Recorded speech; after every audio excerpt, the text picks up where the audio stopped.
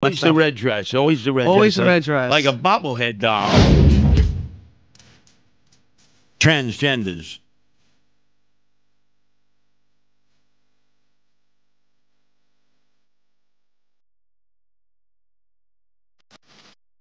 Dr. Jill Biden.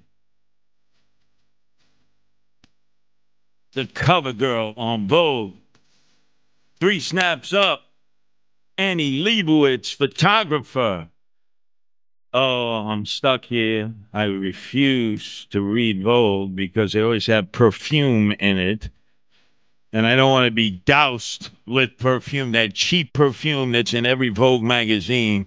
Bad enough, a guy will offer me like High Karate or Old Spice. He wants you to put on a splash. No, it's quite all right. Oh, my God. But I see your copy of Vogue magazine, Nancy.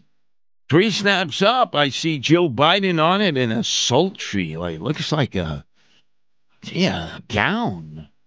What's going on here? It's like she was wearing a white Ralph Lauren tuxedo dress, so very classy. This is a photography session that happened several months ago, I think, but it was poised for release right after the debate, so, you know. Now, I'm looking at a safe distance at Joe Biden's photo. It's definitely been photoshopped. All the wrinkles are gone. She's had like an Annie Leibovitz photo facelift. No, Vogue has a nice way of making everyone look very perfect. She actually does look very good in this shot. And then look at all these other shots you're showing me from a safe distance because, oh, my God, the stink from Vogue magazine, this perfume, it's killing me.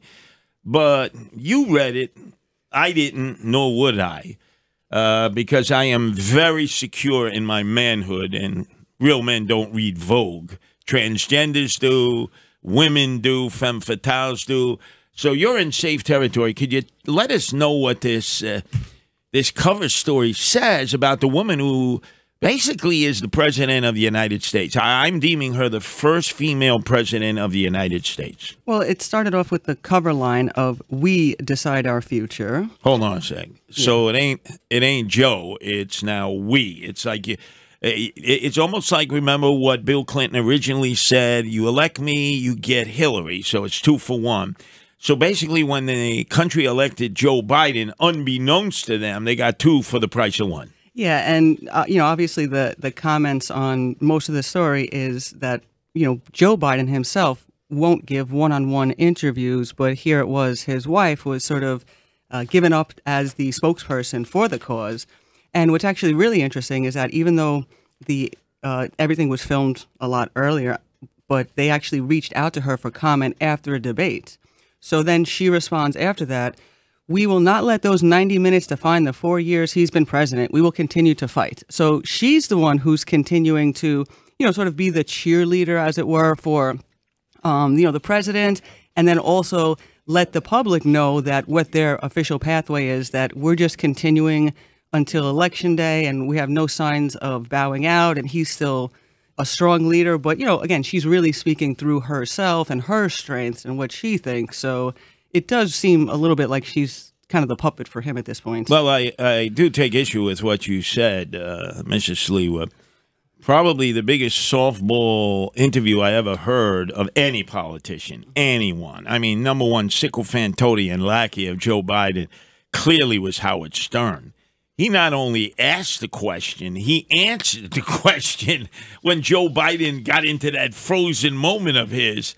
That had to be the softest interview ever given. This guy was rough and tough. You know, you gotta be able to take it or don't get into the Stern ring. Well, I mean, and the thing is, they were sort of quick to point out that the editor, Anna Wintour, is also someone who's hosted numbers of private fundraising events for Biden's reelection campaign. So Anna Wintour, oh, isn't she responsible for putting together the Met Gala?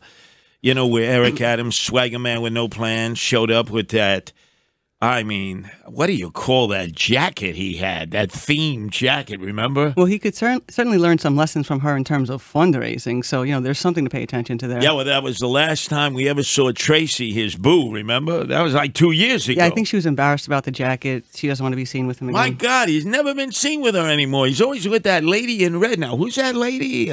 Oh, yeah, Raj Kumar. She doesn't say too much, but she always has, she has makeup on to the hilt, no matter what time of day it is, and is wearing the high heels outside of the pool. Always the red dress. Always the red dress. Always the red dress. Like a bobblehead doll. Now, they're an item, let's face it, but he's not married, so I guess he's footloose and fancy-free. But if that's what you call it. Let's get back on track. So basically, from what I gather of this Vogue front page interview, with the accompanying magazine cover, is that Joe Biden is hoping that she can stay in office as the first female president. So maybe by the time that she's out, she'll have 4 more covers from Vogue. Yeah, and obviously she likes to hang out in the circles that she is now with sort of the Obama glitterati, and I'm pretty sure that once he's out of office, no one's going to call her up to invite her to these parties. This is like competing with Michelle Obama. Remember, they wouldn't do any of Melania Trump. Remember that? That's true. Even though she was a runway model and a magazine model. Yeah, she would have actually done much better. They basically banned doing any kind of stories on her, and definitely, God forbid they ever give her the cover of Vogue. Yeah, because fashion would have been a little bit too much of a statement for her to make. But if I remember correctly, Michelle had quite a few covers. Yeah. And I guess Jill is competing with her because, let's face it, the Democrats seem to be very quietly saying, let's get Joe out of there and put Michelle Obama in there, because that's our only shot against Donald Trump now. Yeah, it's some like weird Frankenstein concoction they have to come up with, I think. And then, of course, there's Carl Bernstein, best known for Watergate, the expose. He's 80 years old himself.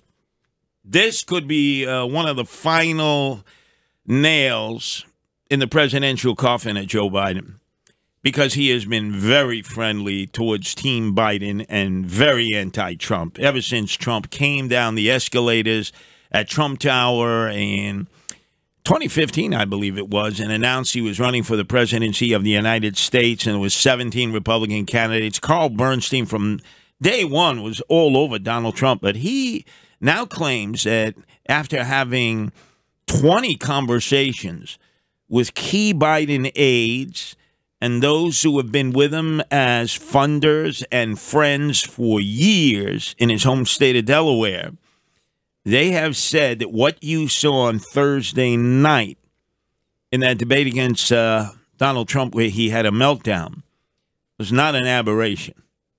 That, in fact, this has been going on for the past year on a regular basis. You don't say. He cites that at a particular fundraiser, that up at the podium, Joe Biden froze, completely froze. They thought that possibly President Biden was having another aneurysm because he's already had 2 much earlier in his life. He was not responsive to people yelling out to him, trying to get his attention. They brought a chair up. They had him sit down, and slowly he seemed to return from the very stiff cadaver rigor mortis that he was exemplifying for about 2 minutes. Yeah, this is the best we can do, apparently, folks. So all these people, according to Carl Bernstein, were well aware of it.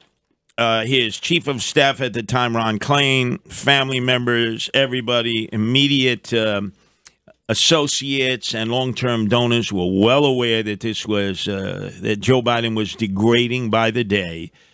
And they chose to basically say, don't worry about it, in order to defeat the tyrant so that he does not destroy our republic. We've got to prop up Joe Biden, even if he's in the ICU. We believe that the people of America would vote for Joe Biden over Donald Trump. Yeah, I think once the German Shepherds started biting the Secret Service, the gig was up. It's your guardian angel, Curtis Sliwa here, reminding you to click that subscribe button and hit the bell icon so that you never miss a beat of the action here at 77 WABC Radio. Thanks for joining us. And until next time on the Rip and Read, stay safe and stay informed.